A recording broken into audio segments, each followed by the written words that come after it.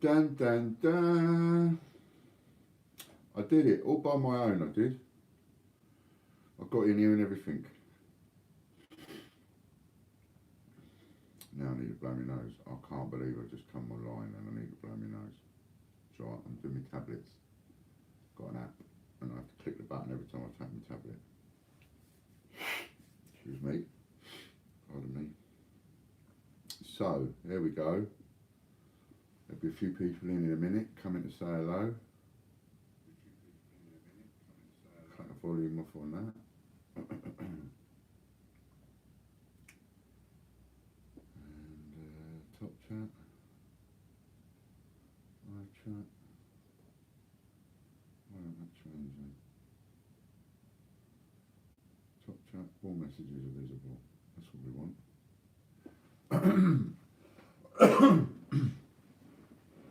Pardon me. Good morning. How are we doing? How do we manage to get 11 thumbs ups with only 3 people watching? Hello, Soundwave Man. That's a bit mad. Look at that, look. It says I've got 1 person watching and 12 thumbs ups. Isn't that weird? Hello, Mighty Group. Long time no hear from you. I hope you've been all right and you've not been too ill or anything. Hello, Judith. No Butch today. Hello, Disney. Yeah, don't worry about the Soundwave Man, Disney. Don't be the bot thing. That won't be working today. It's just me coming in like the old way of doing it, just on YouTube instead of coming in on StreamYards. And that's because Butch isn't well this morning. He's got the flu. At least I blooming hope it's the flu and he ain't been sorting them coins and touching his head and face.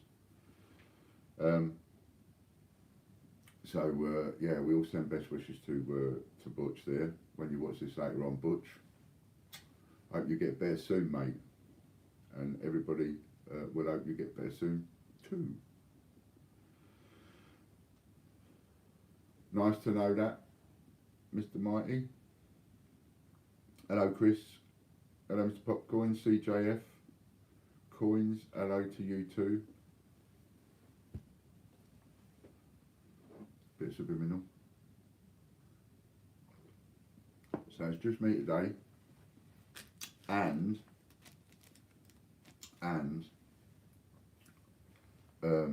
what I'll do is, we won't be doing the giveaways today because it needs the 2 of us to do that comfortably, otherwise I'll just get all messed up and everything, and I probably won't be doing any. I might do an auction. The auctions, we might be able to do a couple of those. Thinking about it, I could do a couple of auctions, I suppose. Yeah, so that'd be all right, but we won't be able to do the giveaways. So what we'll have to do is, I'll tell you what I'll do, we will just add 1,000 points to each one for the next time that we do them. So if Butch is better tomorrow, then we'll just add 1,000 points to each one when we do the draws. Make it worth your while tuning in tomorrow. Hello, Lorna. Released in the States before or after the UK, was hoping Butch will be around to ask. Well, I can help you out with that a little bit. You got, apparently, the way I understand it, they did a first run of mintage and they've done another run of mintage. And someone was telling me last night that the second run is rarer than the first run, or they made less, or whatever. Also, there is Pop Joy in America, and one of our customers was letting us know a while back. I've been trying to get Butch to look into it, but I've been busy of late. But one of the things we was going to look into was the possibility of being able to buy it from the Pop Joy Mint in America, because they apparently had loads at the time and the UK had sold out. But you had to have an American address, an American credit card and all the rest of it. Now that makes that a little bit difficult because I don't think Butch likes credit cards, so I don't think he's got any. So I don't know, I have to talk to him about it, but a bit more.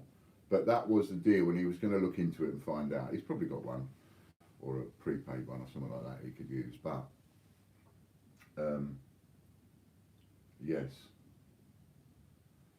so we have to sort of look into that a bit more. But that's as far as we got. You see, it was that yes, there's a load over there, and it was then trying to buy some, but that never sort of got anywhere. But I will carry on looking at that. Hello, Nanny. Nice to see you, darling. Hope you're enjoying your time away, or if you're not gone away yet, hope you do enjoy your time away.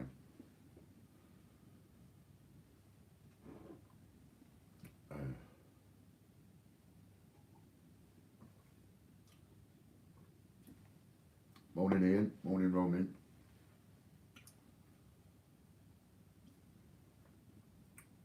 The new mintage overall is 1,750 coins. Yeah. Yeah, and what they keep doing with it, you know, it's like, well, make your mind up what you're going to do. Mind you, I took the mickey out of that quite a bit, didn't I? About changing your mind on coins. Did that with the Peter Rabbit. Don't like credit cards, I only use debit. Ah, see, the thing is, Mr. Soundwave Man, here's the thing that a lot of people don't know. They don't advertise it anymore because it cost them an absolute fortune. Years ago, there was a series of adverts, and I think it was Rowan Atkinson, and it was Barclays credit card, I'm sure it was, or Visa, or whatever. But anyway, there was a series of adverts, and he played a hapless kind of guy, and the adverts were things like he'd buy a carpet, so he's walking down the street with this roll of carpet on his shoulders, and then as he turns, the end of the carpet catches light on a candle or something, and he's off going walking down the road, and the carpet's burning away because it's alight and on fire. And the whole advert is letting you know, if you come and get a credit card, your purchases are insured, right? And so what they wanted to do was get more people to have their credit card.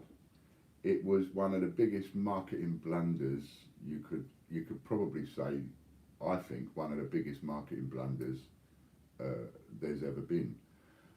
And just as big a marketing blunder as the Hoover thing and the free flights. Because although they attracted new customers, what they did was educate people on the fact that their credit card purchases are insured, whereas your debit card purchases are not. So if I take Angela Trippy-Doodle coins, if me and Angela go out for a meal, and here I am, and I go and buy myself a brand new shirt, 200 quid, pay for it on my credit card, right? And Angela goes and buys herself a brand new dress, 300 quid, and she pays for it on her credit card. And we're sitting there and we're having dinner together, and the waiter comes over and he drops a bottle, and we get splashed with red wine or whatever, and our clothes are ruined, right? Because we've just bought those clothes on a credit card, automatically insured, free replacement. A lot of you don't know that.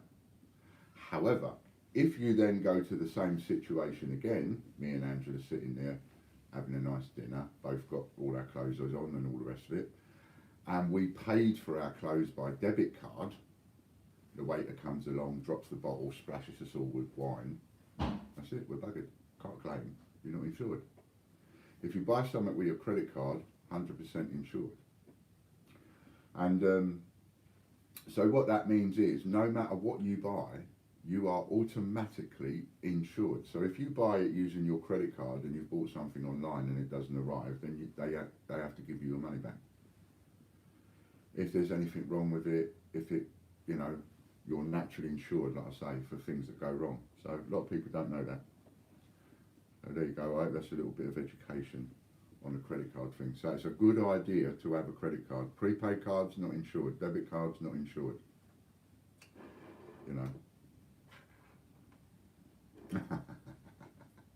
Thank you, Angela. That's as far as we'll go with that. It's been over 20 years since I've excited a woman, so that's about as far as we'll go with that. So there we go. So there's a bit of education on your credit card, right? Credit cards are a good idea. So if you're into buying stuff like I'm going to use Angela again, right? So Angela, brand new into getting into buying and selling coins, right? So my advice for somebody like Angela is get yourself a credit card and only use that credit card for the stuff that you buy for your buying and selling. Because now everything you buy will be covered in transit. If anything goes wrong, whatever, you are 100% covered. Use that credit card for all purchases. Don't use it for shopping. Don't use it for anything else. Use it for your credit for your purchases. If you sort of compartmentalise cards and look at them that way sometimes and go, right, I'm going to use that card for that and I'm going to use that card for that, then you've got all your purchases for that category streamlined onto one card. That's how I like to do it. So if you was to do that, if you was to get a credit card and then just use that credit card for your purchases, make your purchase, even though you've got the money, it don't matter. You want to buy something for 200 quid, you've got 200 quid, you don't want a credit, you don't want it on credit, you don't want to borrow the money, that's fine. Still pay for it on the credit card. Then when you've got it and everything's happy and all the rest of it, right, you've got 6 weeks, up to 6 weeks, you know, depending on when you made the purchase in the month, you can have up to 6 weeks free credit with a credit card. So you buy your item, even though you've got the money, and then when the bill comes in, you've got like a week or 2 weeks to pay the bill, pay it all off, pay the 200 quid. Pardon me. What you've got out of that is you've got free credit for a month or a few weeks. More importantly, which is why it's worth doing, is that you've got free insurance on your purchases, totally 100% free, hasn't cost you a penny. And insurance is quite expensive. But when you pay for something on your credit card, you are automatically insured. So it's worth doing, and it's worth having cards for certain things. If you buy clothes and things, and you buy things for the house on a credit card or debit card or whatever, again, I would say have a credit card just for the purchases, what you use online for the house. That one credit card just tied to your purchases on the internet, because then anything goes wrong, you can just change that credit card, no problem, and it's not, you haven't got that credit card number out there with all sorts of people, and it's the same credit card you're using for your daily spend and all the rest of it. So if you ever do get hacked or someone gets your card number, etc., it's pretty much self-contained. That's why I like to do it. So I have one for buying your shirts and your household shopping and all the rest of it. And then again, if you've got the money, good. But don't pay for it. Use your credit card, get it sent to you, then pay for it. I don't know, you'll have to check each individual credit card, but it's it'll be a realistic period, like 30 days or something like that. You know. So it's certainly worth having. It's free at the end of the day. So if you've only got a month's insurance, you've got a month's insurance. But you ain't got a month's insurance if you pay for it any other way. Pay for it direct, bank to bank, or with your debit card, or with cash. You ain't got that kind of insurance. But you do get that kind of insurance with the credit cards. So that cost them a fortune, absolute fortune. Now you don't get credit card companies advertising the fact that you've got free insurance. All they did was educate all those people that didn't make a claim to make a claim. It cost them a fortune. Anyway, I digress as usual, but then again, I'm just here to talk for 2 hours now. So there we go. So there was something really interesting actually to tell, something I found this morning. So I was looking on the posts. For those of you that are wondering, why have I set up an Ian Lambert fan page and I've already got the Great British Coin Hunt page? And why am I putting my videos on the Ian Lambert fan page and then sharing them to the Great British Coin Hunt? And the reason for that is pretty much all that goes on my fan page are the videos. So I'm essentially using my fan page to park all of my videos on. And then that way, when I want to look for a video, I can just scroll down and find one. Whereas on the Great British Coin Hunt page, we have all sorts of posts. We have we have mixed articles, we have items for sale, we have other coin tubers making posts, we have all sorts of posts going on there. So it will be a nightmare to find anything. So that's why I did it.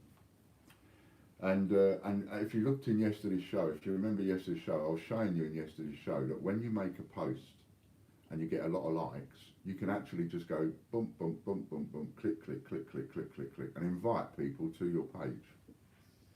Well, I only saw it by accident this morning because there's so many posts we've got going up, but there was a post that Butch put up, and it was a coronavirus one, where you just got the details in front of you, but somehow or other he'd managed to clip some news into it. And I noticed that the post has had over 20,000 views. It's reached 78,000 people, and it had had like 130 likes or something like that. And then I clicked on the likes, and bugger me, none of the people there are actually on the page. So I just went down and invited over 100 people in like 60 seconds, and 2 minutes took me to invite over 100 people to the page. So that actually works for anybody looking to increase members to their Facebook pages. You know, look at yesterday's video and see how I explain it on yesterday's video and show you how to do it. I actually show you step by step how to do it, and it does work. All you have to do is come up with a post that people are going to find interesting. So there's another one I've done just to show you again. If you go to our either my Facebook fan page or the Great British Coin Hunt page, you'll see a post I put up last night to win a silver proof full colour Peter Rabbit 2019. I've got one, another one. So if you, and all you have to do is go onto that post and you have to like, comment, share. And as long as you've done all three, at the end of this month on our live show, we're going to pull a winner off that Facebook post. It's not for this video, comments here or anything like that. It's only for that Facebook post. So you got to click the like button, you've got to leave a comment, and you've got to share it. And then we'll pull a winner from the comment section at the end of the month on the show live. And as long as that winner, we won't be able to check live, but we'll check after the show. As long as that winner has liked it, because we can see all the people that have liked it, and has also shared it, because we can see all the people that have shared it. As long as they've done all three, then they win.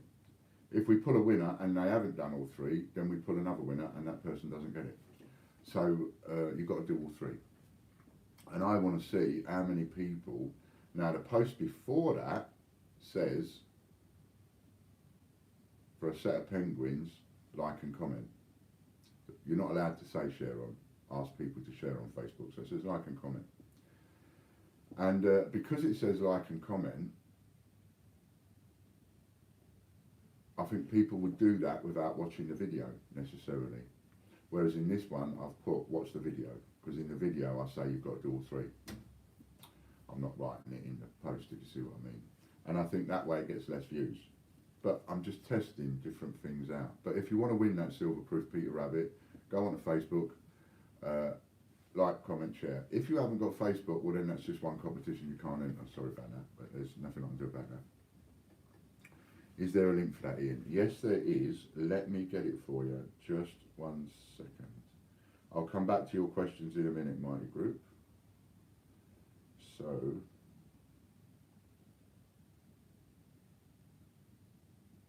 copy. Back to there, back to there, back to there. There we go. That's the one for the Facebook one. Now you've got to be careful, because when you're doing the sharing and out on Facebook, because remember I've got two accounts. I've got my account, which I've been blocked on twice, and I've got this brand new account that's got severe limitations that I managed to do 250 shares on Sunday, and I've now got it blocked for a week. So be careful. Soundwave Man's got himself blocked. And yesterday I was saying about doing it every 2 minutes, and he said he did it every 2 minutes and 5 seconds, and he still got blocked. So leave it a little bit longer. Maybe leave it 3 minutes. Maybe the computerized software of Facebook needs to get used to you doing more and more and more. You know, maybe because I've gone from doing very little manually myself, clicking this, sharing that, and so on, to doing loads. Maybe that's why I got blocked so quick.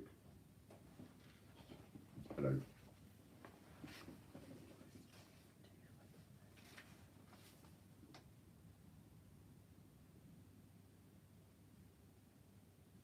Oh. Oh, that's how I've gone and messed it up.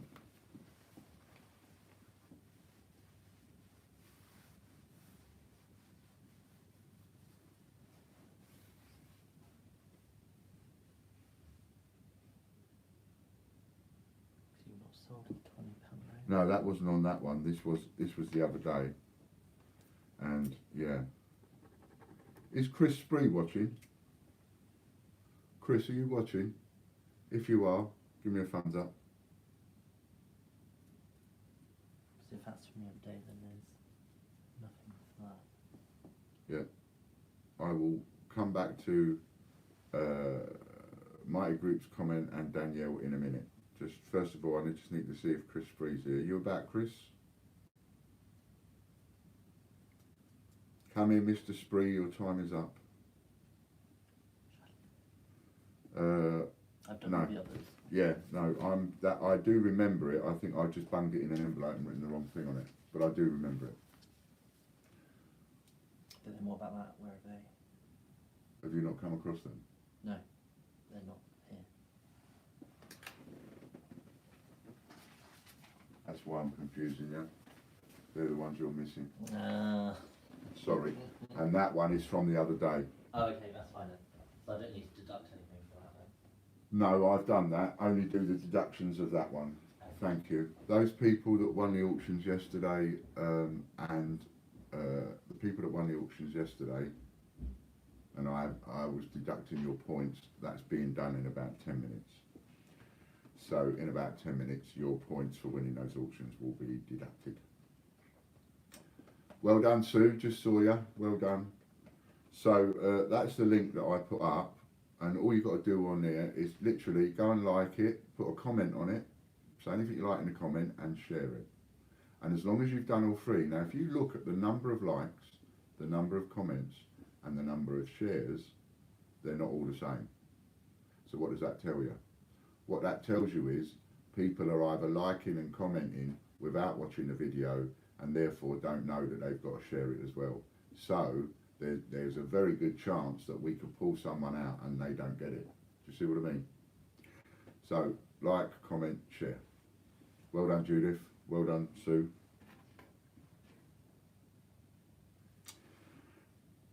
I absolutely made enough time in between each share. Yeah, I mean at the moment, Soundwave Man, it's literally suck it and see. Now you're not completely blocked off of Facebook, so you can still enter this one, right? You're not blocked off Facebook completely. What you're blocked from is sharing to groups. That's what you're blocked from. You can't go into a group and make any posts or shares, but you can share to your personal profile. So you can still click on this link right now, go and click the like button, comment, and then share it to your personal profile. That's your entry for the Peter Rabbit Silver Proof. Right, the fact that you're blocked from doing what we've been doing, as you're not blocked from sharing to your personal profile or a page that you manage. So even though I can't share to any other group at the moment, I can still share something to the Great British Coin Hunt group, because I'm one of the people, I'm an admin of the Great British Coin Hunt group. So it's a group that I manage, therefore it will allow me to share to that group, but it won't allow me to share to any other group. You with me? So that will help you a little bit there. Danielle just asked me which question or which thing it is that you want me to clarify.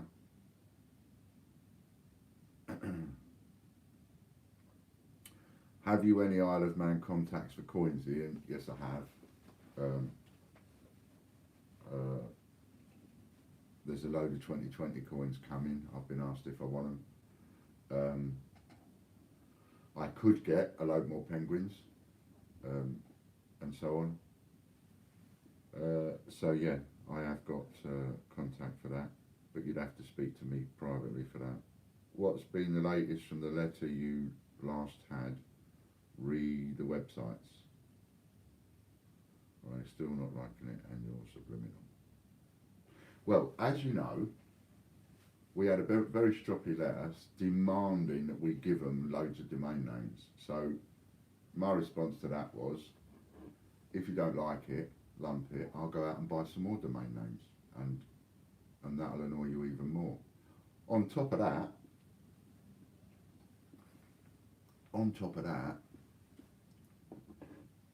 I then went and bought some more domain names, and now we've come up with the Royal Mint TV, which, if you've been watching in the background, you've probably seen that, Mighty. So we have 100 shares in Royal Mint TV, royalmint.tv for sale. I've got the domain name up for sale for £1 million on eBay. There's a lot of people laughing at that, think I'm off my cake. That's fine. And I would have thought, yeah, that's an idea too far, Ian. That's like reaching for the stars. You are off your cake. If nobody had bought into it, then I sold one, 100 quid. And I've been honest, the domain name only cost me 40 quid. Then I sold another one. Then I sold another couple. And that was enough for me over the weekend. You know, to be honest, once I sold the first one, I knew the idea would work. I just needed to confirm it with another sale. But that changed things for me then, because now I know that we are going to sell them all, and that means we are going to raise that money, and that means that's going to help me get out of trouble. And I'm raising the money, you'll notice, not by selling off a load of coins, cheap or anything like that. I'm raising the money from nothing. From nothing. I'm not sending any of these people a single coin. They are not receiving a coin or a banknote or anything else off me. All of these people are receiving is our printout as you get it, your invoice receipt, and that's it, which they can then frame on the wall if they want. And we've sold 16 of the £100 shares up to yesterday, and we've done about 14 of the £39 shares, but I think we've had another couple of sales since. And we've also got a couple of inquiries for block purchases. So there's been a couple of people that are interested in a block purchase, which confirms to me even more that I think we're going to sell them all.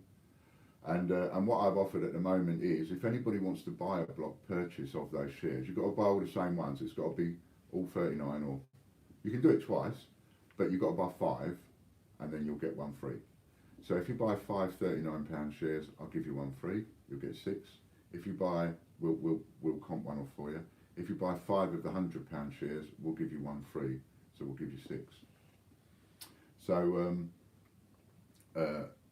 but here's the thing: for that deal, you have to send me the money by bank transfer. Pardon me, I don't want to lose the percentages to WellPay if I'm giving you a discount.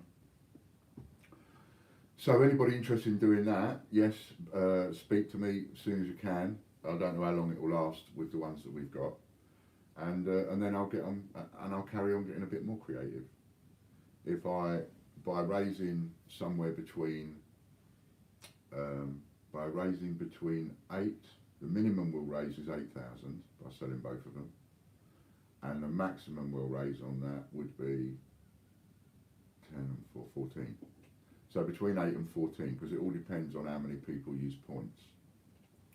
If people used points on if every single sale had points taken off it, then it would only be £8 grand. But it's not, because some people don't use points, some people use a few points. So that's working. So anybody else that wants to help us out and get involved in that. Now I've got it up for £1 million, and if we sell it to the Royal Mint, which would be crazy for them not to buy it, to be honest with you, because the bad publicity they will get will just go on for years. They don't want that. So it makes sense for them to buy it. So they buy it for £1 million, we take half, lovely jubbly, and then the other £500,000 will get divided by all the other 100 shares. So if somebody's bought 1 share, they'll get £5 grand back. If they've bought 5 shares and they've got a free one, therefore 6, then they would have 6 times 5 grand, which is 30 grand. Got it? That's how I work it out anyway. So, Judith, Ian, did you get my coins? Yes, I think we did. We did. And you should have had that done. Get on to that. Thank you, Judith. Judith. Check coins. I know we've had them because I had the conversation with Logan. Check coins have been given.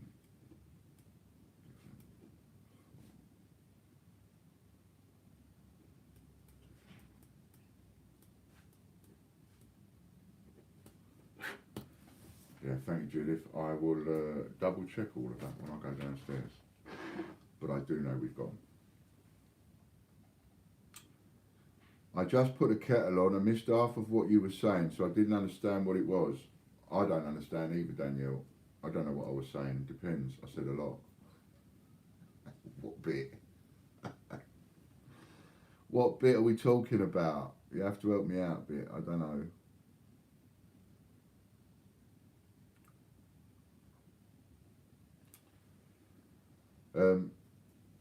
So which bit was you talking about? The sharing or the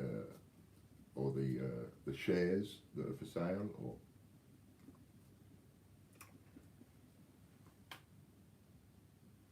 And the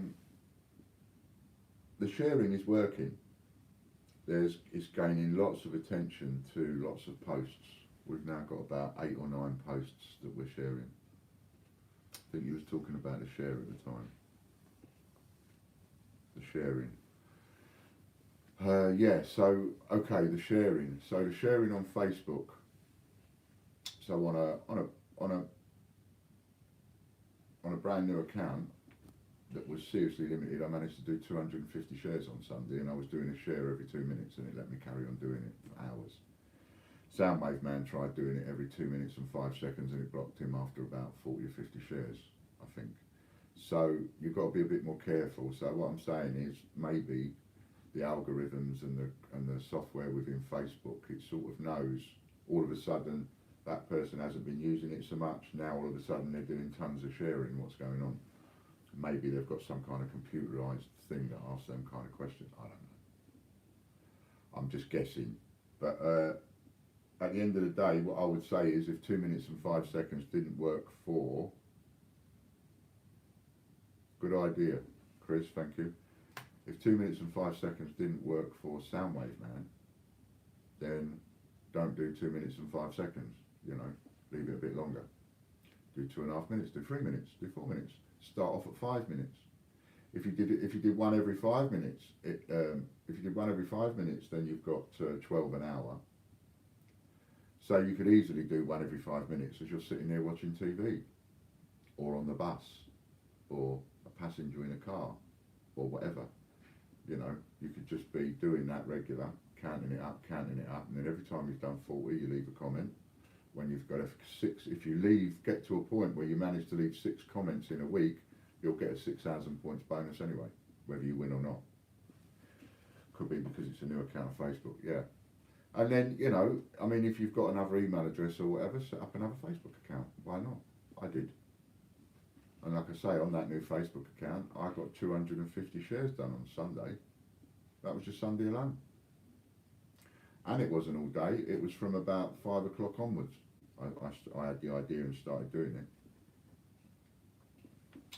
Another thing to tell you, you paying attention?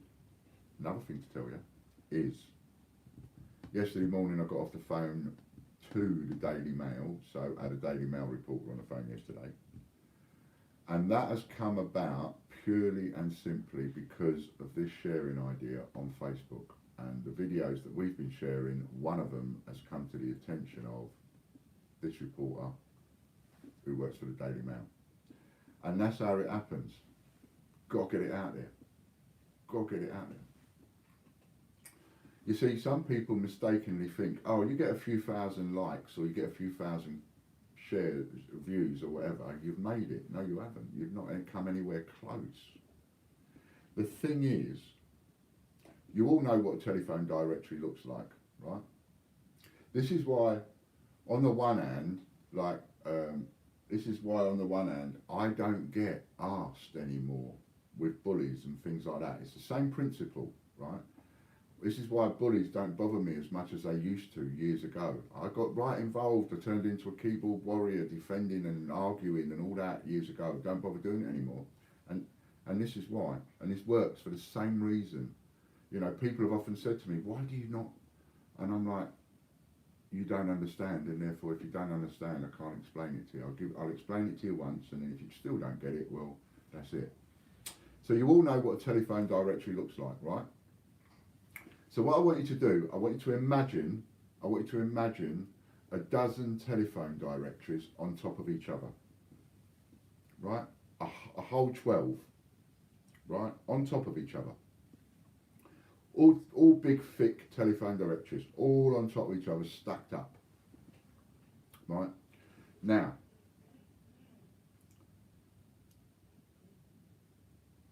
your business and your business page, like the Great British Coin Hunt Facebook page, or my EMP Lambert fan page, your page, your business, your group, remember, 12 telephone directories, your page is the equivalent on Facebook of you picking out one single word, one word in that entire stack of telephone directories, just one word, right? That's how insignificant your page and my page is. It's the equivalent of one word. It's the equivalent of one grain of sand on not only the beach of Weymouth, but my beach and your beach and a few other beaches, because there are billions and billions and millions of pages. Bullies, when somebody writes something nasty about you on Facebook or Twitter, the amount of times I've heard people say these words, all over Facebook. It's all over Facebook. It's all over social media. It's all over Twitter. How many times have you heard somebody utter those words, it's all over? No, it ain't. It's one, that post is the equivalent of one single solitary letter in that entire stack of 12 telephone directories. And so what if that post that has a go at you or is a bullying to you, so what if it's got 15 comments and 3,000 views? It's nothing. It is absolutely nothing in the grand scheme of things. That's why I don't bother. And that's why I work on my marketing different to a lot of people, because I understand the fight with the marketing and how you need to get out there. Having one post on our Facebook page or our YouTube and getting thousands and thousands of hits, it doesn't mean anything. I've got a video on YouTube that's had 31,000 hits. It means nothing. But when I never even had 100 hits on a video, the thought of getting 30,000 hits on a video was great. Oh, I wish I could get 30,000 hits on a video. But actually, when you get there, it hasn't earned me anything. It hasn't done me anything. Maybe brought a few members across. You need to be getting 300,000 hits on a video to be making it worthwhile. You need to be getting out there. Hence the ideas with the shares. And that's what's going to do it for us. Because it's a stack of telephone directories. You know, your business is just the equivalent space of one word. And a bully's letter is just the equivalent space of just one single letter in that entire stack of telephone directories. They're not worth worrying about. You know, there are 7 billion people in the world, and let me see, 7 billion, so that's 1/7, so around a 14th. So somewhere in the region of about a 14th of the population, or even more than that, is a member of eBay and a member of Facebook. The entire planet. That's how big it is.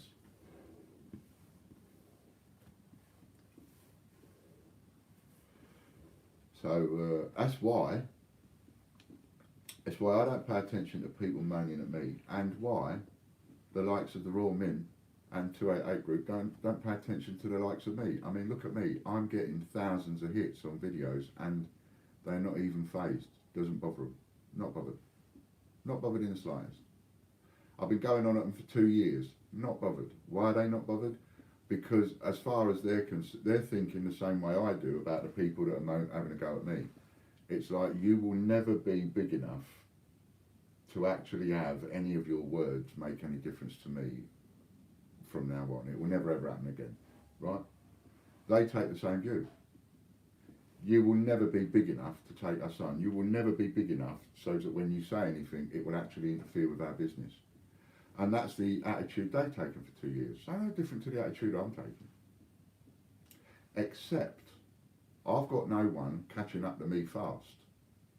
There's no one having a go at me and catching up to me fast. No one. I'm having a go at them, and have been for 2 years, and I'm catching up to them fast. Even though I might be going out and all that business, in and out. I'm still catching up to them fast. We've got more YouTube subscribers than they have. And now I've decided to focus my attention on Facebook. And I'm going to focus my attention on Facebook because I've come up with a way to get not hundreds or thousands, but tens of thousands of hits onto a video. And if I'm right with what I've come across and worked out and all the rest of it, then that means at some point in the future I could do that on any video. So I could take a video off of one of you or someone else or whatever and go, okay, let's get 50,000 hits on this video. And it would be easy to do. Getting it set up like we're getting it set up now, coordinated. And the VIP Supporters Club, for those people that are getting in on that action, yes, there are teething problems, like Soundwave Man's got blocked, I've got blocked, so he can't put any more comments on this week, which means he may not, he's got less of a chance of winning come at the weekend. But that will all sort itself out. He will get used to the fact of what he can do, get away with. I'll get used to the fact of what I can do and get away with. You all will.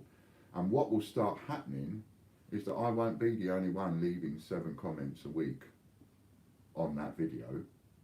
There'll be other people leaving 7 comments a week on that video. Maybe 10 people leaving 7 comments a week on a video. And if every comment is equivalent to 40 shares, then 7 times 10 is 70 times 40 is 2,800. So you have 2,800 shares guaranteed, and that's without any of the people that have even going to get to see the video sharing it themselves. So if you're not on that already, please come and get on there. We still have the Swap Shop group going on the WhatsApp. That's still going. I'm going to actually put some links in. Or, oh, have you got the links, Chris? We've got the, we're not putting a link into the volunteers group. The volunteers group's staying as it is, and that is by personal invitation only. Anybody leaves that group, they left. And they need to ask me to come back in if they want to come back in, because I won't automatically put anybody in that group, and no one else is allowed to just automatically join that group. It's only for the putting out of coins. No chatter, no nothing else. It's only for the putting out of coins. And if anybody wants to go back into that group, you just need to talk to me. That's all you've got to do is talk to me. I won't buy it, I promise. So, so we've got that. The Swap Shop group is going. We'll have the link to that, actually. I'll get you the link. Because Chris might not be able to get the link, depending on whether I've made him flipping able to or not. I forget what I've done half the time. So let's just get this. Invite group by a link, copy link, paste it there. So this is a swap shop group, and it's only for swapping. So please take note of the fact that if you go chirping, having a chat and all that kind of stuff, telling jokes and one thing and another, asking each other how was your cornflakes this morning, it's just going to get deleted, right? It's only for swapping. We only want people chatting in there for swapping. Otherwise, the serious swappers will leave because they don't want to see the chat. Got it? That's how it will work, and it will work nicely. It's started coming back into play over this last week, and people are in there and they're putting up swaps and they're managing to do a few deals. So that is what it's there for. It's there for you to do whatever swaps you want to do, right? But not for any other chat. And then, can you add back to the swap shop group, please? Yes. And then the other thing is, I'm going to put in is the other group one now. So just give me a second, and I will put that in as well.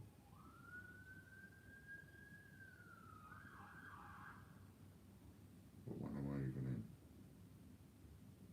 Back. Swap shop group. Oh yeah, I am in the swap shop group.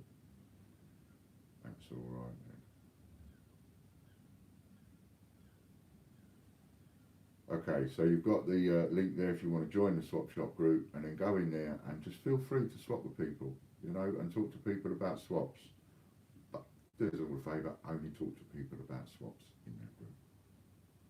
Sorry to be so regimented and all of that, but we really, the people that are on these jobs, in these groups, we really want them to, we want the groups to work for what they're designed for. And the VIP Supporters Club, if you want to get in on this action and a chance, so we've got 1,000 points every day on the video for that one, the VIP Supporters video. This is for the people that have done 40 shares. So we have 1,000 points on that every day, and 25,000 points a week. And if you manage to do 6 comments, you get a 6,000 points bonus. So that is massive.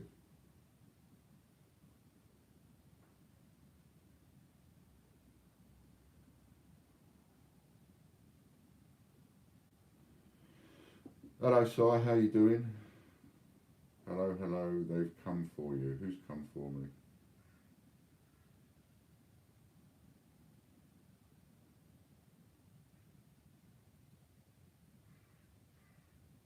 I must have missed something there.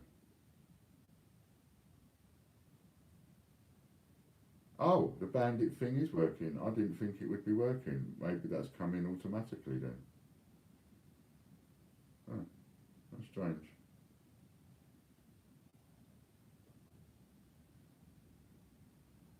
Police. Oh, Bill, did you hear him? No? Well, was there one go past here? And you heard it and I didn't. I didn't hear a thing. Sirens. No, I didn't hear anything. Didn't hear a thing. Too busy talking to you, see. My concentration is in the present, on you. That's why I didn't hear anything. Where's your concentration? You're listening around everything else that's going on instead of paying attention to Uncle Ian. See, you're not in the present. That's what my psychotherapist wife keeps telling me. You're not in the present, be in the present. Sirens in the background, yeah. See, paying too much attention to what's going on around instead of focusing on me. Now, I can't play any adverts. I can't play any adverts, and I want to, Jimmy. So I'll tell you what we're going to do.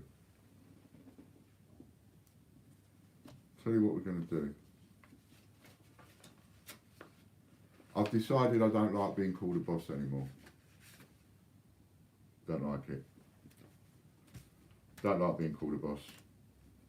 I saw a video, and it was a video about how somebody taught the boss a lesson. And there was a table full of people, and there was this black guy sitting at the table, and he was the newbie, right? And some of you might have seen this video. And then you've got the boss at the end of the table, and he's like, you know, saying what he wants done and all the rest of it. I'm the boss, blah, blah, blah, blah. And then the black guy that's the newbie, he gets up, and he basically gives his resignation in and tells him he doesn't want to. That's all right, popcorn. And tells him he talks to him and says, I think I need to give you a bit of feedback and tell you about being a boss, you know, because you call yourself a boss as opposed to a leader. And I prefer, I'll never be one, but I would prefer to strive to be a leader rather than I would to be a boss.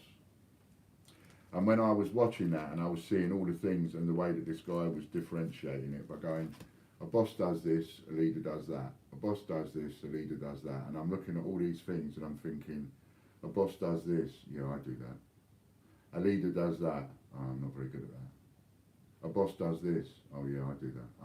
And the cap's fitting. You know, I often talk about, try it on, if the cap fits, wear it. And I'm watching this video and there was a couple of things I thought, you know, leader, oh, I do that, I do try and do that. But there was some points there where he was going, a boss does this, a leader does that, and I was coming, my cap that I was trying on was putting me in the boss category, and I didn't like the feeling of that very much. So I shall try to be less of a boss, that's what I'm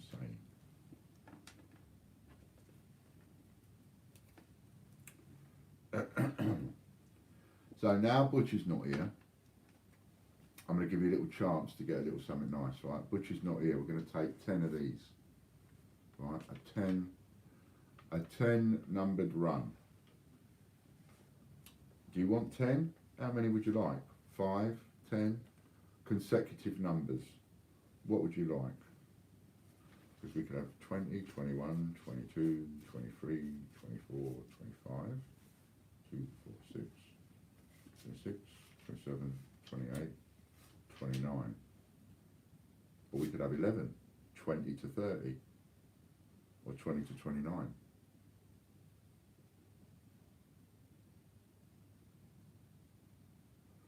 So I says, I heard a certain someone was in hospital, heart attack, I hope he's getting better. Me too, I heard that, and presumably you're talking about Warren. And if that's the case, I wish him all the best, and so should everybody else. Arguments are arguments. You know, one of the things I've been saying for a long time is the thing about communities and families and all the rest of it. You have some horrible, nasty times, but you deal with it, you move on. You know, we all have to be the bigger man. I have to be the bigger man. He has to be the bigger man. You have to be the bigger man. She has to be the bigger man. And none of us achieve it sometimes. I'm not proud of some of the things I've said, but I've said them and I've dealt with it, and that's it. However, I don't wish any physical harm on the bloke whatsoever. Not him, not Lou, not anybody else. So I do honestly, from the heart, wish him all the best and a speedy recovery.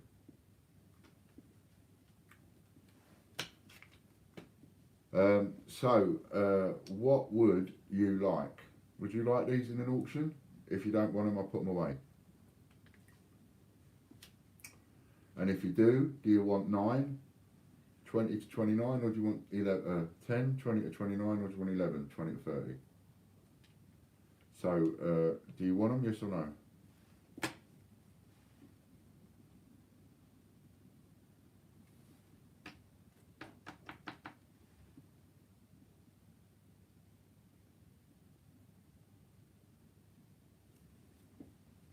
In fact, you know, this would be a good point.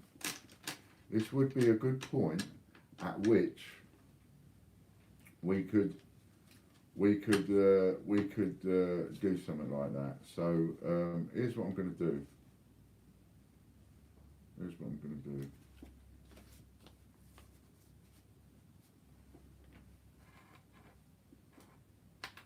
Here's what I'm going to do. 28, 29, another way.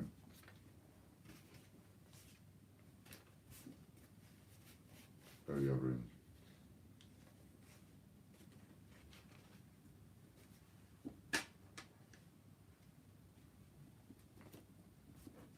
Right. Here's what we're going to do. Pay attention. 3 of these, set of 3. Right, we're going to give them away right here. For nothing, no points, nothing. But it's very important what you've got to do. So, everybody paying attention now. No, he's not well, Si. He's got a flu. So, everybody pay attention now, right? I'm going to write a number down, and that number is between 1 and 20. Okay? And you know, like before, you used to write like numbers after numbers after numbers. You only get one go at this, so just one go, right? Just one go. That's why I've made it between 0 and 20. Right, between 1 and 20. Right, don't write anything yet. Not anything yet, Nanny. I'll tell you in a second. Right, and I'll use Nanny's example. Right, so no, stop. You divs. Stop.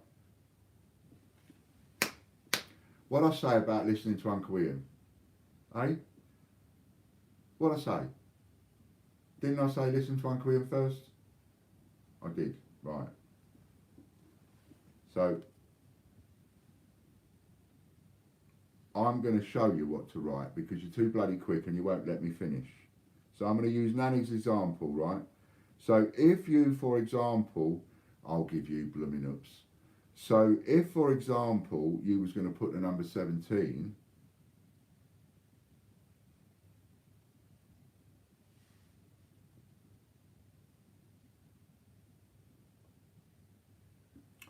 this is exactly what I want you to write. I want you to write your choice of number and then the rest of it.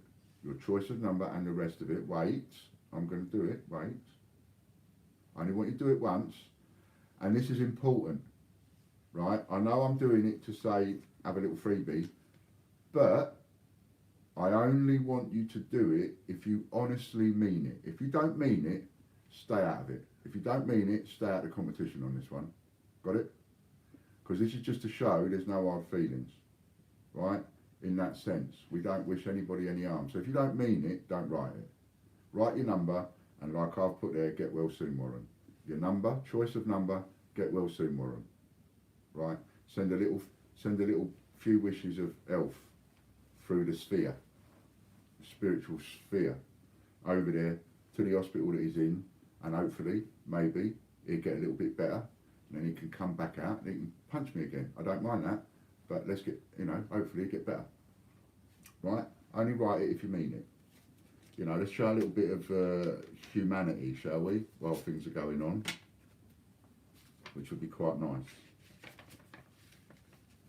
And then the first person that wrote the number that I've got written down here will win. So, are you all done? That's cool. We send some good wishes, and that's cool. All right, let's have a little look now and see who was the first person. The number I wrote down was number 13. So, pardon me, first person, Danielle 19, 18 for Soundwave Man, number 6 for Judith, number 14 for CJF. Wally Robson, there we go, number 13. And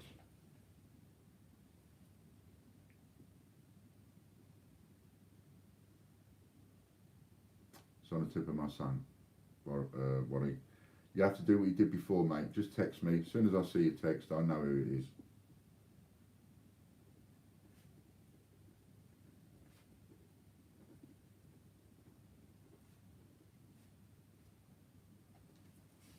I do know who it is, but I've forgotten. But as soon as I see your text, it will just go, oh yeah. So that'll do. Well done, Wally.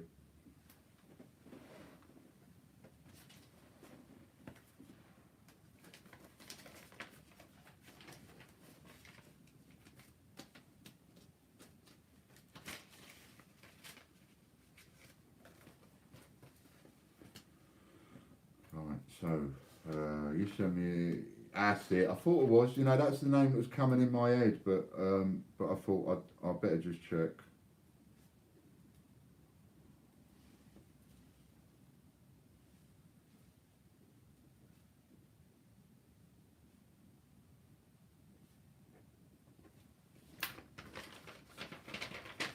Well done, buddy.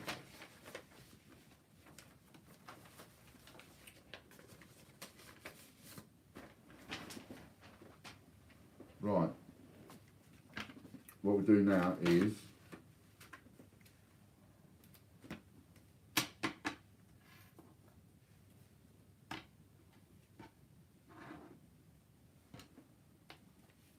right now. Is Wally in as well? Hello, Matt C. Nice to see you, mate. Okay, so, and what was it you said you wanted beforehand? Was it 10 or 11? Popcoin said 10, 20 to 29. So, 29, 28, 27, 26, 25, 24, 23, 22, 21, 20.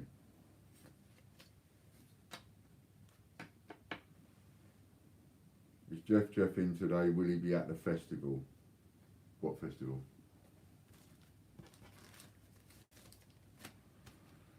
Okay, so here you have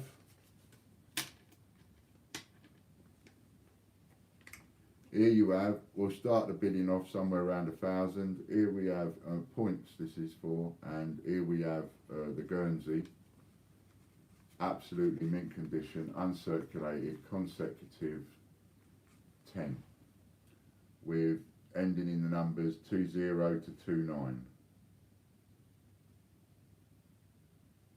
So let's have a look and see whether or not Butch being here or not being here, how much difference that makes. Where are you on that? Danielle's in with 1,000.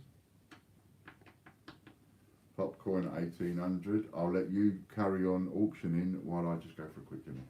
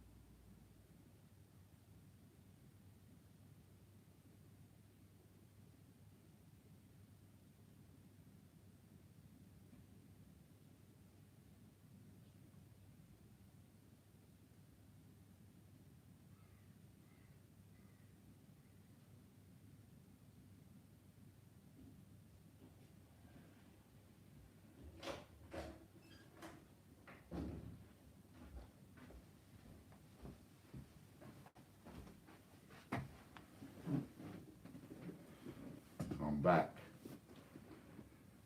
And we're up to 6,000 with Danielle. Quick pause. Oh yeah, because we've got no ads. We've got no ad breaks. Bit subliminals.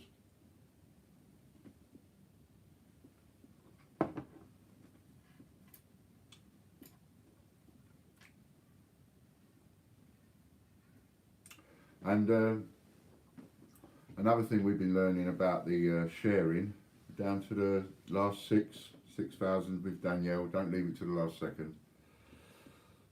Another thing that we've found with this sharing is, by belonging to loads of groups, you will end up getting loads of posts on your timeline. Your friends don't see it, but it's annoying when you go on your timeline and you're missing posts from your friends and family because you've got all this stuff on there. So you literally, you've got no, there is no choice except to just hide them or snooze them and that. You know, you've got to do them one at a time, and I can't do anything about that. But the rewards make it worth it, I hope.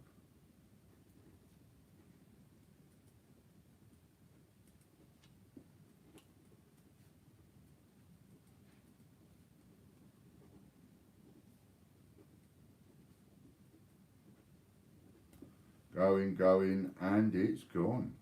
Look at that. Butch would have doubled that. Okay, so that's Danielle's got that one, 6,000.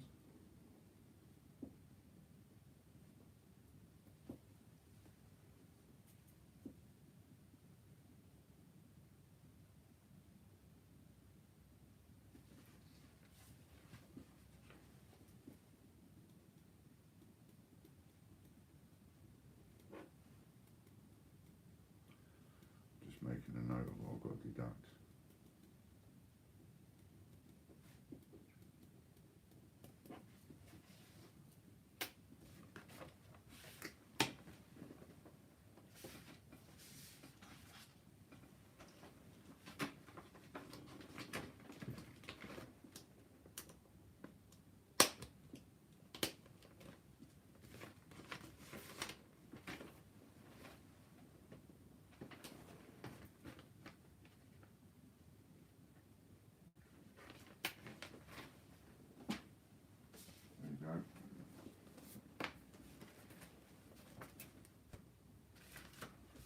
Put them back in there.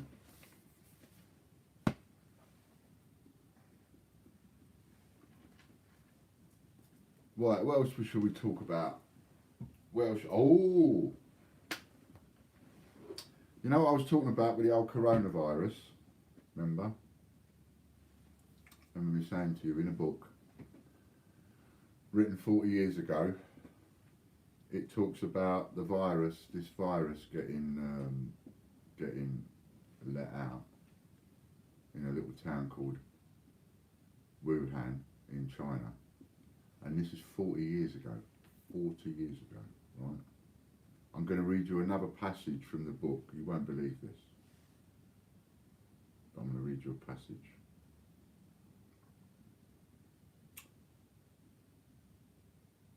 Right. This is a passage in the book written 40 years ago, right? In around 2020, a severe pneumonia-like illness was spread throughout the globe, attacking the lungs and the bronchial tubes and resisting all known treatments. Almost more baffling than the illness itself will be the fact that it will suddenly vanish as quickly as it arrived, attack again 10 years later, and then disappear completely. 40 years ago, that was written. It's no wonder conspiracy theorists, I'm quite a conspiracy theorist, it's no wonder people conspiracy theorists. 2020, yeah, exactly, that's what it said, 2020, 40 years ago. Yeah, that's why I'm into conspiracy stuffs, do you know what I mean? Because you just got to like work it all out. You know, JFK bothered me for years, until I saw the moment when his own bodyguard shot him, and that was the fatal bullet. That was incredible watching that. All those conspiracy theories that have been there all them years, and actually the bullet that killed JFK came from his bodyguard behind him. I mean, that was, you know. So there's one conspiracy gone out the window, because for all them years they thought there was two guns, one on the grassy knoll and one in a thingy and one somewhere else. I think it's the Dean Kuntz books. If you just, I suppose if you Dean Kuntz 2020 or Dean Kuntz Wuhan, you'll find an article or something about it. Have you heard if you've got a cold you may be sent home from work? Everybody that gets a cold will have time off work, and they have to pay for it. Everybody that gets a cold will do that, because you can't take the risk. So on the one hand, you're going to go, oh yeah, but everybody that gets a cold, they're just going to get a week off work. Well, they are this year, for the next year. That's exactly what's going to happen. And you can't do any different. If you are an employer, as much as I'm up against it sometimes, if Logan phoned me up and said I've come down with a cold, I'd be like, well, don't come in then. Don't want you coming in. Stay off for a week. I don't know if you've got the virus or not. You might have a cold. You might have the coronavirus. Apparently, so they tell me, so the news says, the two look the same. So if you can't tell the difference, why would any employer be stupid enough to let those people come to work? And why would any employee be stupid enough to put themselves into an environment where they could infect other people if they themselves don't know 100% that they haven't got corona and they have got the flu? To do either is just completely irresponsible. For somebody to just, you know, be sneezing into a hanky and to say, oh, it's all right, I've just got a cold, I think that's irresponsible. Because unless you've got one of them contraptions and you've put it on your head and you've had a look and gone, yep, that's not the coronavirus, that's the flu, that's the common cold, unless you've done that, you don't know. None of us know. And every time somebody sneezes, yes, a lot of us are going to jump. I'm going to jump. I'm going to go, whoa, you. Don't come anywhere near me. Because that's how it spreads. It spreads that way. Train and air passengers, yeah, I mean, it's just, you know, the ways that it can get around, you know, all sorts of germs and diseases get around. You know, I mean, there's people have died literally by touching money and then touching their mouth. People have died from that. There's a, I forget what it's called now, but there are specific diseases that you can catch by touching money, paper money and coin money and touching your mouth. It's true. There are diseases that you can get, but you don't think of it. We so often, we just touch change, don't we? All the time. And for several years, all I did was just hand change. You know, over 1 million coins me and John have touched. So, I mean, it's amazing really that we didn't catch anything off anybody.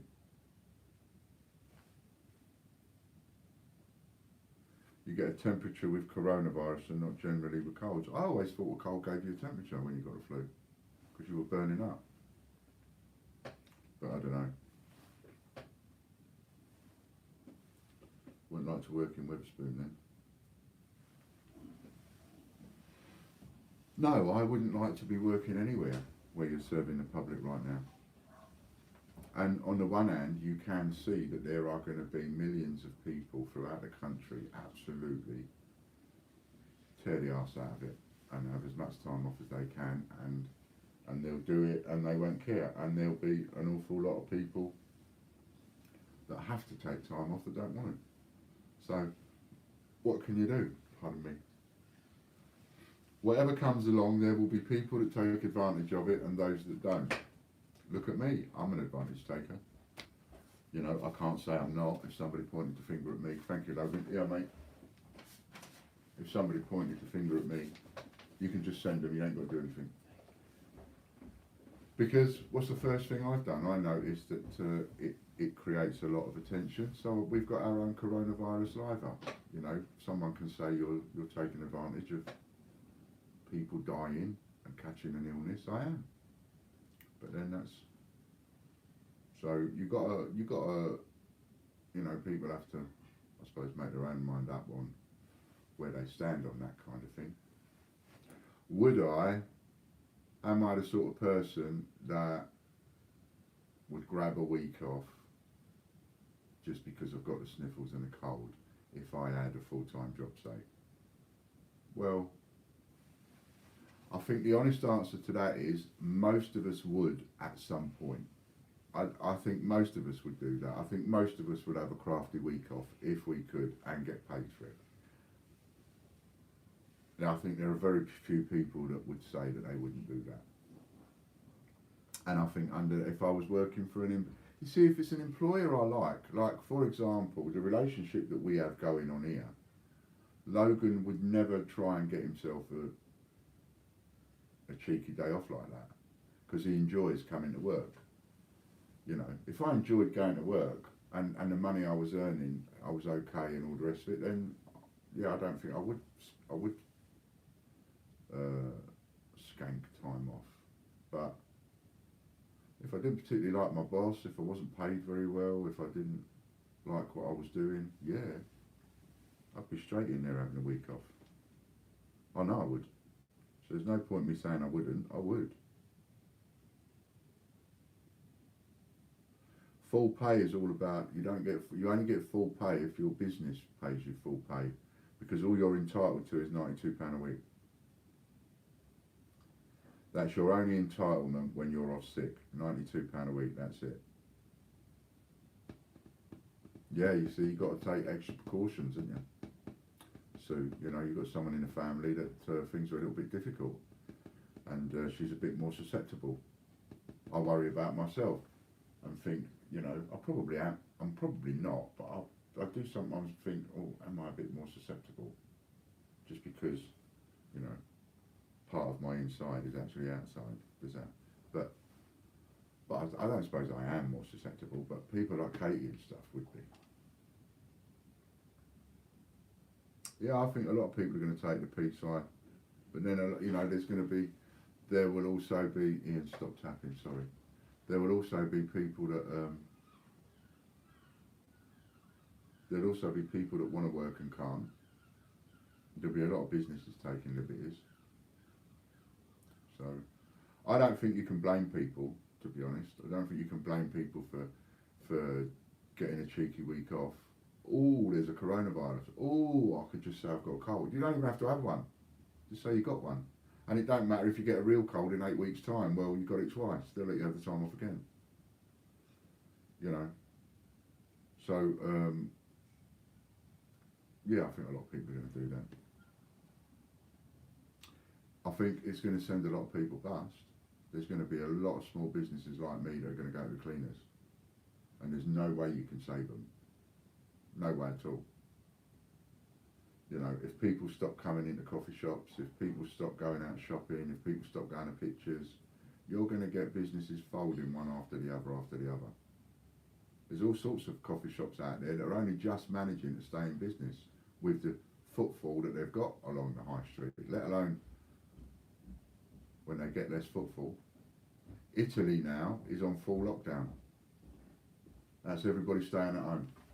Thank you, Logan. So that's Italy lockdown. Everybody now staying at home, nobody working, nobody going out and all that sort of thing. I mean, how long can any sort of, you know, how long does society last in a way normal when all that kind of thing's going on? Society breaks down very quickly. People are looting in the streets very quickly. The police are going to be inundated, which is why they've already got the army on board, and they're pulling the army in and getting them organised, putting the army all over the country and making sure that they're all in the right place for when they need them. Even then it won't be.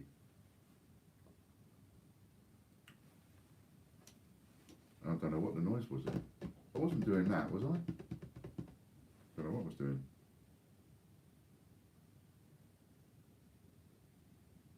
Always tapping something. I'm moving my hands, my legs.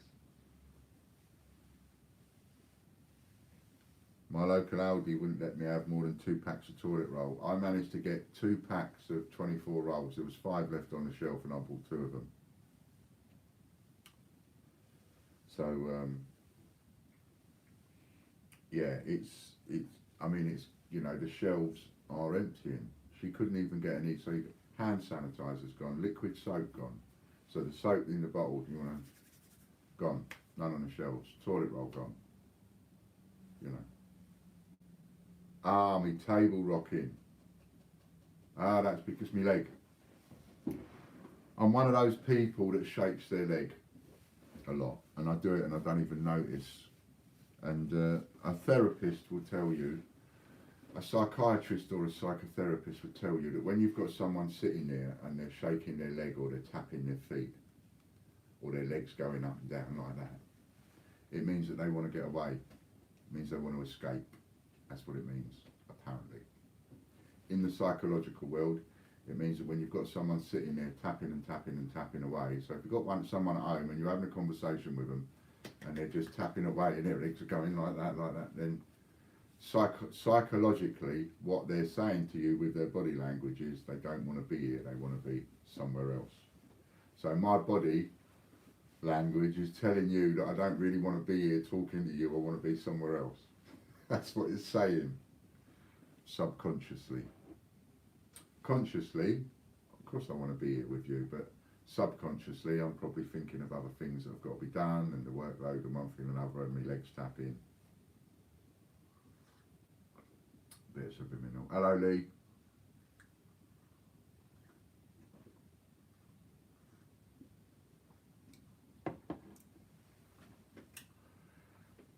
Yeah, I've been doing it ever since I was a kid, and never understood why. But you see, you know, I've spent 20 years living with a psychotherapist who had 20 years experience before I met her. So for someone like me, living with a therapist for 20 years, on the one hand, oh my God, what an absolute nightmare. On the other hand, she's probably saved me from going off my cake and probably saved me from having a lengthy time in prison, I would imagine. You know, being with a psychotherapist has probably straightened me out an awful lot. I've learned an awful lot. Certainly a massive amount, what I didn't know before. But even with all that learning, it don't fix life. But there we go. Where would you like to be? I don't really know.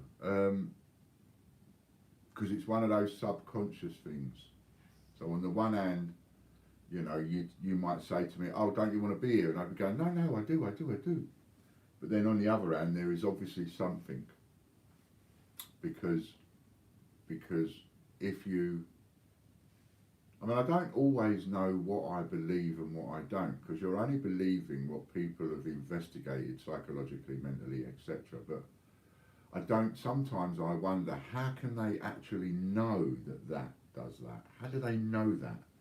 Because there is nothing that says so. So how do they know that? They're only going by what they've, all these guesses and learnings and whatever's gone on over the years. But apparently, yeah, shake your leg, it means you want to go, but I don't know where I want to go. Can I go on holiday somewhere? I'd like to go somewhere where I don't have any stress. That's what I'd like to do. I'd like to just go and chill and know that it'll be alright. That's what I've never done. I'd like to go away on holiday and know it'll be alright. To absolutely know that everything will be, sorry about the smacking of the lips, I've been told about that lately, to absolutely know in your own mind that as you leave, everything you come back, it's all going to be the same. I think that's what I want more than anything. The times in my life I've gone away on holiday, come back and found I've got no business. Unbelievable. So to know that there's not going to be anything go wrong, yeah, because that's never happened. I've never done that in my entire life. Been able to know that it's going to be okay.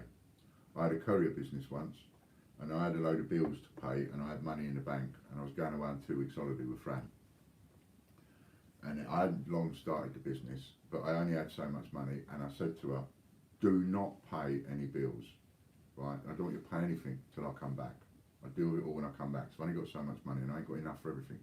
So don't pay anything, right? I mean, most of her job for that week was sitting there reading a book, but I said, don't pay anything. She paid everything. As a bill came in, she paid it. She completely didn't listen to what I was saying. So as a bill came in, she paid it till she ran out of money. Well, in fact, she didn't know she ran out of money, so she just kept paying everything, which means that she paid out more than what I had in the bank. Everything got paid. I didn't have any time, and checks bounced, and I came back, no business, boom, just like that, gone. Just because somebody doesn't do what you ask them to do. And that kind of thing's happened to me all my life, so I just, I get very worried when I go away. I think, ooh, when I went away to Scotland I was worried, but I shouldn't have been, it was in good hands.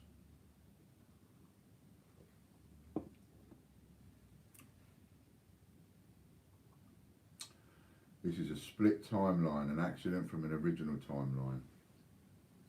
Yeah, we see. You know when you're looking at a bit of a video, and just for a really split second, the screen goes blip, right, like a bad connection. Just for a split second, it goes blip. I can't tell you the amount of times in my life I've looked at something and seen blip. It's like, what? That shouldn't happen. And there's nothing there. And it's like, oh, maybe that was my eyes then. You know, you start doing things like this. Do you know what I mean? And then another day, I'll look at something, blip, and it'd be like, what the fuck happened here? But it's just a little tiny split second. And at those moments, into my head pops that conspiracy notion that we are actually all in a video game, and you know, none of this is real and all the rest of it, just because you've got that little bloop. But it's probably your eyes. Has anybody else ever had that, or is it just me? You're going to say no, none of you have ever had that experience, which means it's just me and I'm off my cake. Hello Ian. You know, but yeah, so I've felt that once or twice. You know, are we in a different reality and all that? Where do all the aliens come from?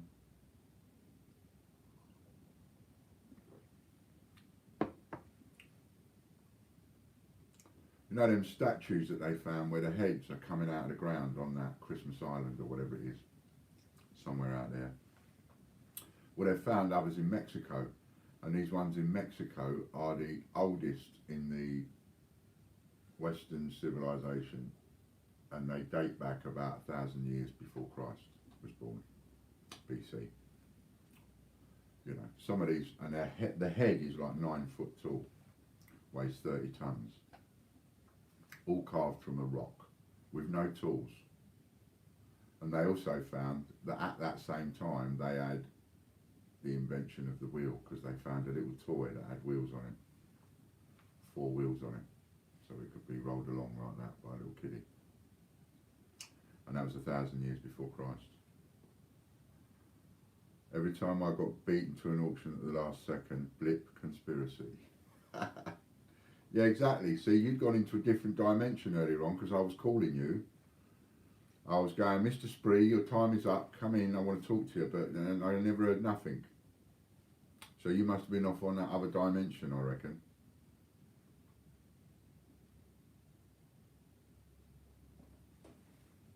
Well, I don't believe in aliens, and I don't believe in ghosts, and I don't believe in all that kind of stuff, and I've experienced most of them. So where do you go with that? Someone that doesn't believe in it, but that has experienced it. As a weird one. There was a house that we lived in, and I was never so ill as I was living in that house. I've never experienced pain in my life as bad as I experienced in that house. I could walk across the room and get at my shoulders and neck and back, the issues that I have with it, and I was terrible pains then. And I could walk across the room, and all of a sudden the pain would be so bad that my legs would just give way and I'd end up on the floor. The pain was immense. And it turns out that the whole estate, the estate that we was on, was a very, very old covenanted estate that belonged to the church, going back, the cathedral, going back, you know, long time. And there was lots of things happening. So, smack my lips again. So like, the way that the house was, there was our 2 houses, our 2 front doors were opposite 2 other front doors, 2 bungalows.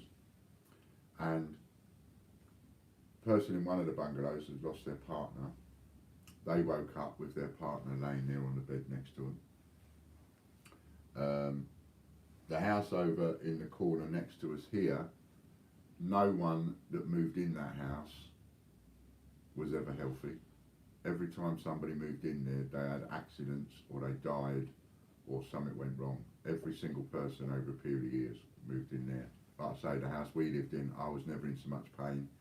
if you look at all the photographs that we took in the house, so many squiggles, so many things that shouldn't be there on so many different photographs. So on a lot of levels, you know, you might say it was haunted. There was a time I was sitting on the couch and next to Fran, and all of a sudden I felt this weight on me, like somebody sitting on me, and I couldn't move. I tried to get up off the couch, and as I tried to get up, I can't move because the weight is too heavy. And then another time we was in bed, I was laying there in bed, and there was this weight like that, and it was pushing me down into the mattress, pushing my head down into the pillow, and I couldn't move. I was trying to move, and I couldn't move, and this weight was pushing me down, and I couldn't move. So that's like a couple of things that happened to me. Yeah, I still don't believe in ghosts. When we lived in the coach house, big coach house, hundreds of years old, big 20-foot gates, and we was in. I think I've talked about this with you before. And then one night we was laying there, and I said, "Can you hear that?" And there was clippity cloppity, clippity cloppity, clippity cloppity outside on the cobblestones in the what was the I suppose the thingy area. What do you call it? It was all cobblestones anyway. Originally cobblestones and everything. Where they come into the coach house. So it's the entrance, I suppose. Courtyard. That's it. Be the courtyard, that would be. So from the coming in through the gate and then all that courtyard. So I'm laying there, and we're laying in bed, and I said, "Can you hear that?" Because I thought, you know, I'm hearing something that she can't hear. And she said, "Yeah." I said, "There's horses outside on the cobblestones." She said, "Yeah." I said, "The thing is, we got gravel. There ain't no cobblestones out there." She said, "Yeah, I know." I said, "Do you want to get up and have a look?" She said, "No." "Do you?" I said, "No." So neither of us got up and looked out the window. But both of us could hear the horses on the cobblestones. And we didn't have cobblestones. We had gravel. Yeah, so there's a few of those. But still, even though I say all of that, I don't believe in it all. Because I honestly think if a ghost has the power to slam doors and pick up cars and turn them over and throw chairs across the room, then a ghost has the power to pick up my cup and gently put it to my lips so I can have a slurps and a bit of subliminal without me having to do it. A ghost could do that, because if you can pick it up and sling it 40 foot, you can pick it up and just gently. Or you could pick up a pen, if you're a ghost, and you could write on the wall, "Hello Ian, it's Dad. Just want to let you know, heaven's fantastic." Now tell me that doing that is going to take up more exertions than smashing a house up, which apparently poltergeists and ghosts do. They can come into an house and they can smash it to bits because they're so angry, right? What they can't do, it seems, is pick up a pen and write on the wall, "Oi, sod off, out of my house.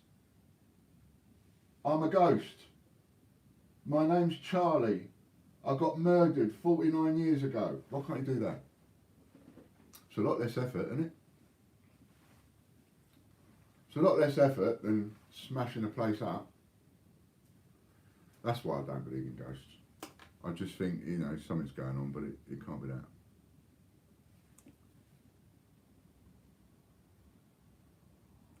Yeah, I think you must be a bit invisible. You must have been invisible if you were saying hello and you didn't hear me. I was going, Chris Bree, need a word. Chris, are you here? Give me a thumbs up.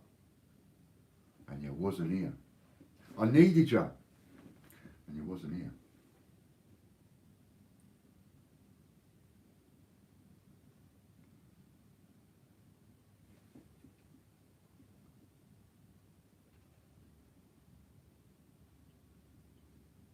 Disney says, I once got thrown from a bed in San Antonio, Texas. The hotel was at the site of the Alamo. Scariest thing ever. See, all these things happen to people. Now, you know, now I'm not being rude when I say this, Disney, right? But you ain't as light as a feather. Do you know what I mean? I don't even know what your weight is, and I don't want to know. But you ain't as light as a feather. You ain't as light as a pen. So this ghost musters all the energy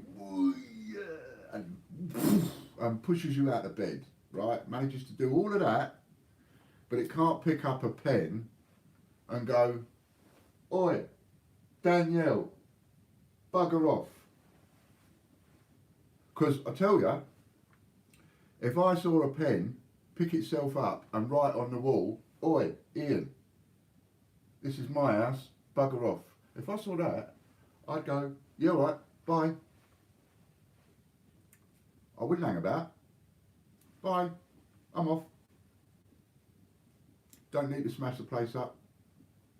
Don't need to kill me. Don't need to scare me out of death. Just pick a pen up, write on the wall, oi, it's my house, bugger off. That'll do me. I'll go. Wouldn't you? See a pen. Oi, Sue, Scott, bugger off. It's my house. Tell me you'd still stay there. I wouldn't be going to bed in that house. Closing my eyes in that house. No thanks. No, I just wanted to. What was it I wanted to ask you? I wanted to ask you. Oh, it was about a £20 note. It was you that bought the Scottish 20, wasn't it? That's what I wanted to check. That I hadn't written the wrong name on the envelope. It was you that bought the 20. I know you bought 5 as well, but it was you that bought the 20.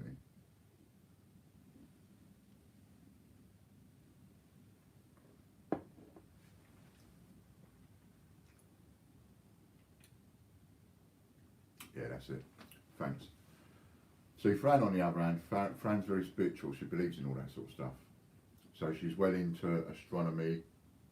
She's well into tarot cards. She can read the tarot cards and all of that. She used to do it once. And she's very into the belief of ghosts and all that kind of thing. You know what I mean? I'm very closed off to it all. So I shouldn't think there's much chance. Because I'm not the sort of person to be like, I see a ghost and then do a runner. I'm more likely to go, hello. And if it's someone I can talk to, for example, if it's some kind of apparition, I'd probably ask it if it wanted a cup of tea or an alien. I think one of the most, did anybody remember that? I think it's one of the most honest things you ever saw on TV. I mean, that is the way to treat aliens, isn't it? Right? The way that humans and society treat aliens is if an alien spaceship landed, you'd have 4,000 troops all sitting there with guns and tanks and missiles and all the rest of it. And they did this prank on, wasn't Candid Camera, it was after then. It was the one with the bloke with a beard, Jeremy Beadle. And they made out that there was this spaceship, pardon me, and as the lid opened and the spaceship was getting out, the old girl who lived there that they were winding up, she's believing it. She thinks she's got a spaceship. You know, the first thing that came into her head, the only thing she could think of, bless her, was going, do you want to come in for a cup of tea? Which was so funny. Half the nation were like, you know. I mean, it was funny, but you know, that's the sort of attitude that unfortunately we haven't got as a human race. The first thing we're going to do is go bang bang. Chris Dyer is the channel of the week. Make sure you you can click on Chris and go and subscribe to his channel without even leaving the stream. Just click on his name, go and subscribe to his channel. He is our channel of the week.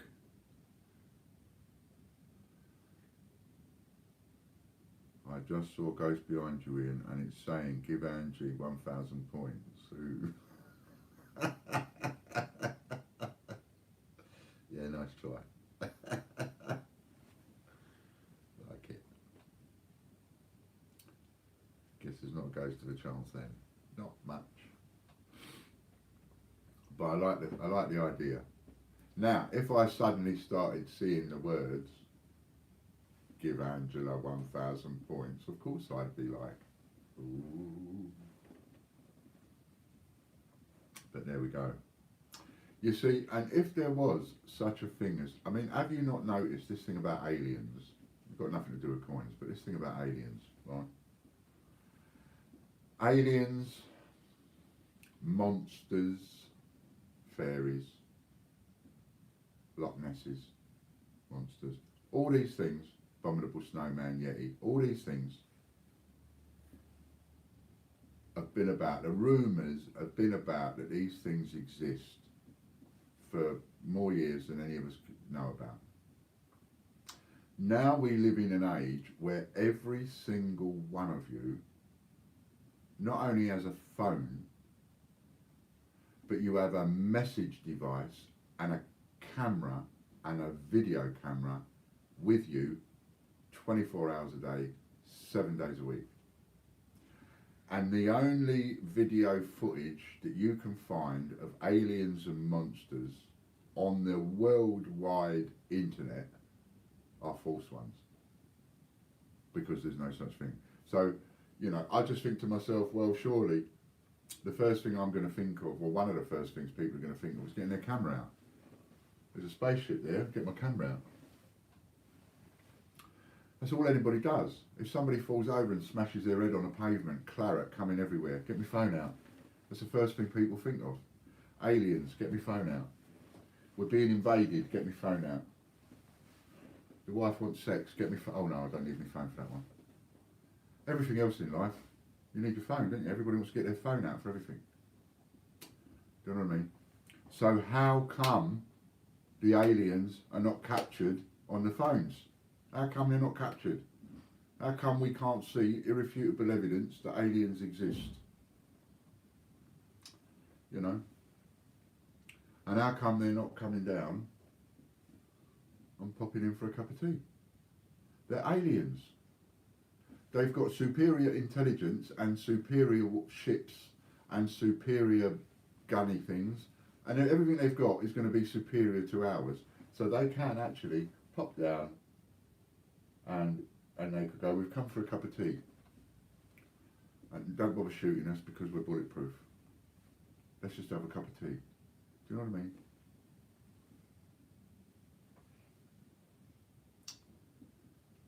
What we got? Yeah, see, naughty, Mr. Popcorn, you haven't subbed him already. But good you just did. So get on there and sub for Chris. He's got loads of videos on. He's got a lot of my old videos on there as well. And Chris is an ideal example to show you how you can get free content on your channel. Once you've got the content there, it's there forever.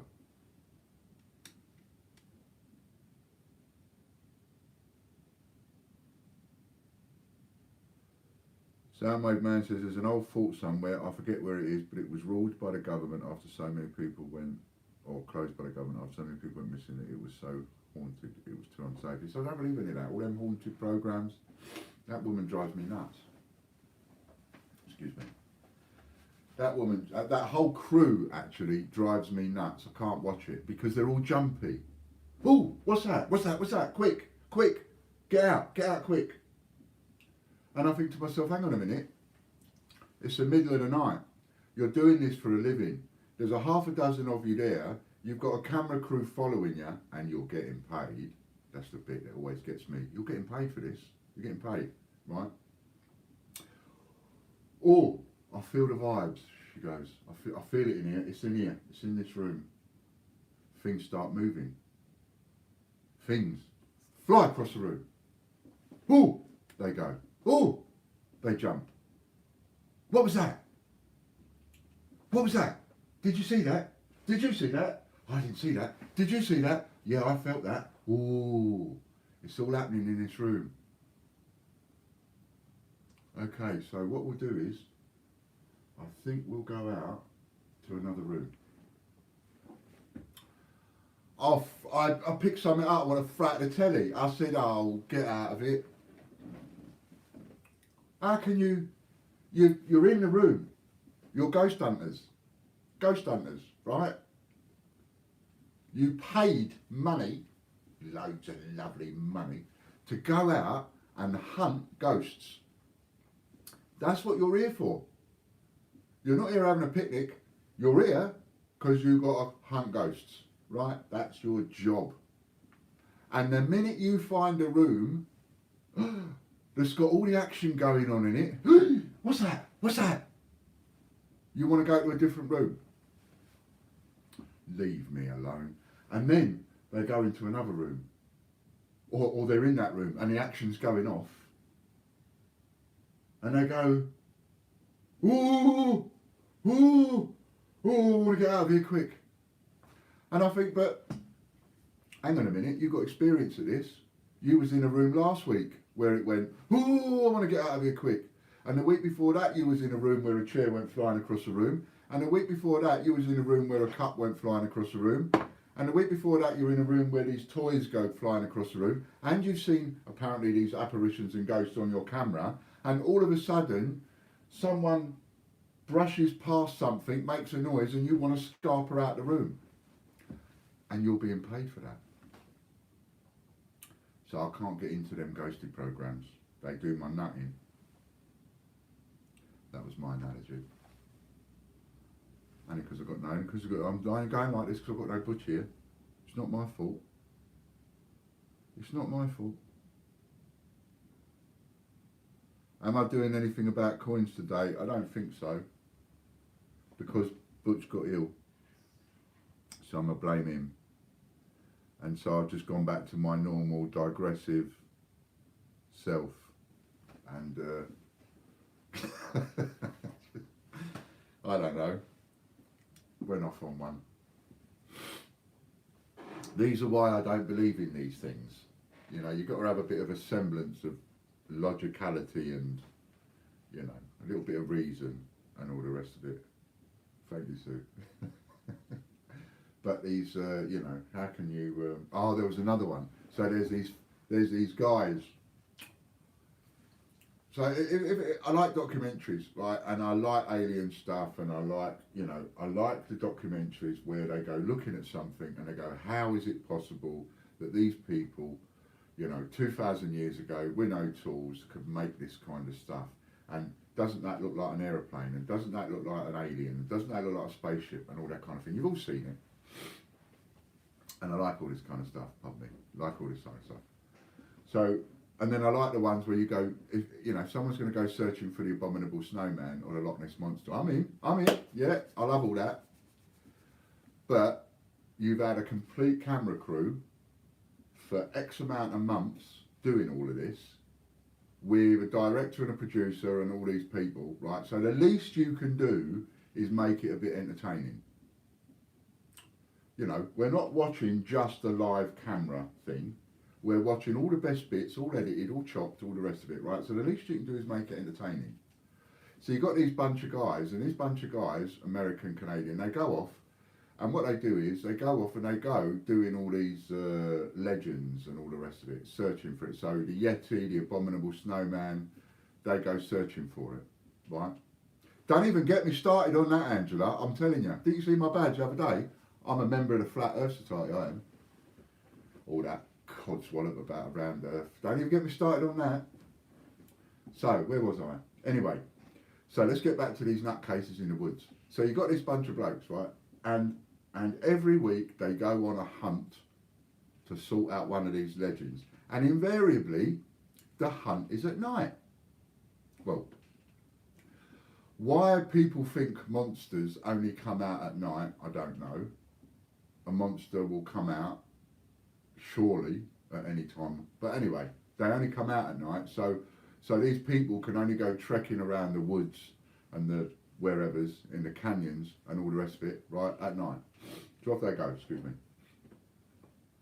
Next thing you know, they're trekking through the...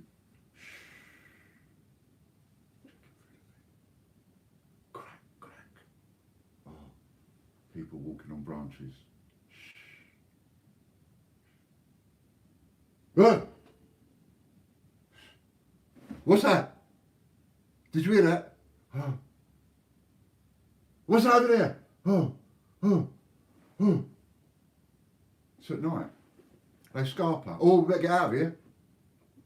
Oh, I better not hang around here. We better go. The whole programme is about you going from where you were to that point in the woods. The programme wasn't about anything else. It was about getting you from there to there and seeing what would happen when you go looking for the monsters. What we get is you talking big, going to the woods, shitting yourself and running away. And that's what you end up with week after week after week. It did me, I did. I couldn't. There's nothing to find out. I want to find out. And then they tell you in the title of these programs everything you want to know about, you know, the abominable snowman, for example, and then you go and watch the whole program, and at the end of the program it says, and we still haven't found out what we need to know. And I think, what's the point in watching the program? There you go.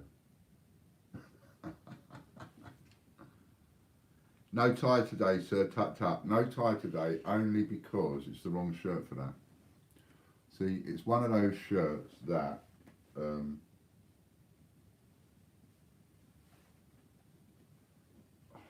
buttons are awkward as well. They're square buttons.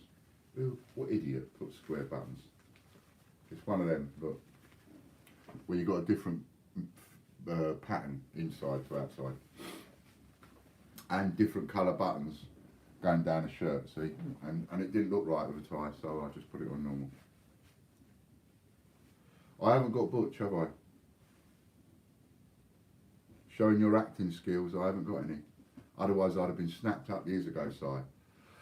I'm in a prefab sprout video from 30 years ago. I'm in 2 episodes of The Bill. What was the other one I did? Spy program of some description, Spooks I think it was. And something else.